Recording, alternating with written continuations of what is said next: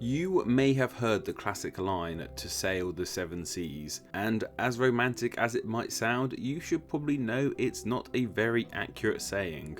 A, because the seas the phrase refers to are oceans, and B, there aren't 7 oceans, there's 5. The Arctic, the Atlantic, the Indian, the Pacific, and the Southern Ocean. Or one if you feel all the oceans belong as one big ocean, which some people do, and unsurprisingly call it the World Ocean.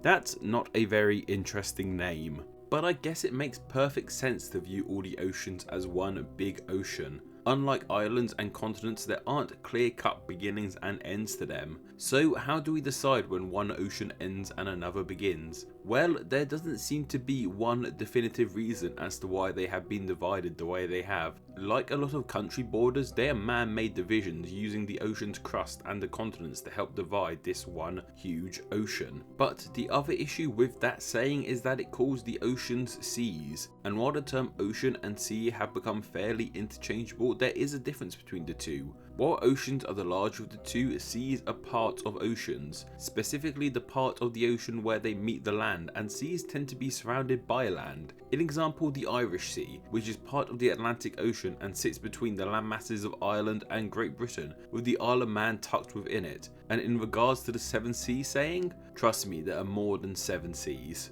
But anyway, this is Name Explain, not Ocean Explain. There is, however, a cool small channel called The Abyss I stumbled across that does make fun educational videos all about the ocean, so you should check them out. Help a small creator and whatnot. We are here, however, to talk about how the 5 oceans got their names, and you know what? 3 of the 5 oceans don't have the most exciting names. Of course, the word ocean is in the name of all the Earth's oceans, so let's just cover it now as opposed to explain it every time. The word ocean itself has its earliest known root in the Greek okeanos, which was believed to be the great freshwater stream that encircled the entire disk Earth. The Indian Ocean is named that simply because of its location around the Indian subcontinent, named after the country of India. So how did India get its name? Yes, I am sneaking a country name explained into this video. It's believed the name India is a corruption of the word Sindhu, which was supposedly the Sanskrit word for sea, and another name for the Indus River, the river that India is named after. So yes, the Indian Ocean is an ocean named after a subcontinent, which is named after a country, which is named after a river.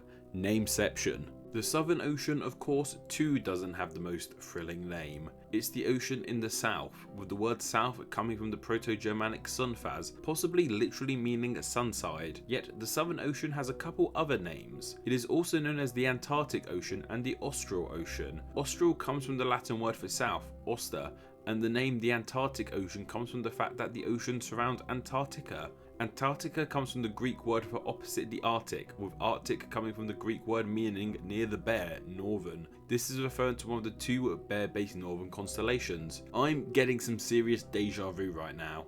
But with explaining the etymology of Antarctica and Arctic, I've also explained where the Arctic Ocean name comes from. You guys totally didn't realise I was sneaking another ocean etymology in there, did you? So while there are interesting stories in those names, none of those 3 oceans have wholly unique names and are merely named after where they are. This of course changes, however, with the Atlantic and Pacific Oceans. The name of the Atlantic Ocean has its origins in ancient Greek mythology. The oldest known mention of Atlantic is in the histories of Herodotus from around 450 BC. However, it was Atlantis he wrote, not Atlantic. Atlantis comes from the name of the Greek titan Atlas, with Atlantis meaning the island of Atlas, and in some contexts the Sea of Atlas, yet the actual ocean we know of hadn't been recorded yet. Atlantis had only existed in myths as the homeland to an advanced civilization that sunk beneath the ocean, first recorded in the writings of Plato. Plato and Homer, however, did allude to the Sea of Atlas as a mythical sea beyond the pillars of Gibraltar, but was never confirmed to exist until the Romans sailed upon it as a transport route to Britain. The name Atlantic Ocean became more formally used by the Middle Ages, its name being a relic of its ancient past when people would search for the lost continent of Atlantis. Finally, we have Earth's largest ocean,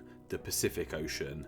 Man, maps don't do this thing justice. Anyway, in 1519, Spain wanted to find a western route to the Spice Islands via South America and enlisted Portuguese navigator Ferdinand Magellan to find this route. After tackling dangerous waters, Ferdinand and his fleet came to unfamiliar, calm waters. He called these waters Pacific, meaning peaceful, which would later become the name we know it as today, the Pacific Ocean. Whether an ocean's name comes from Greek mythology, its peaceful waters, or just where it is in the world, you can guarantee that what's in them will be amazing, and pretty terrifying.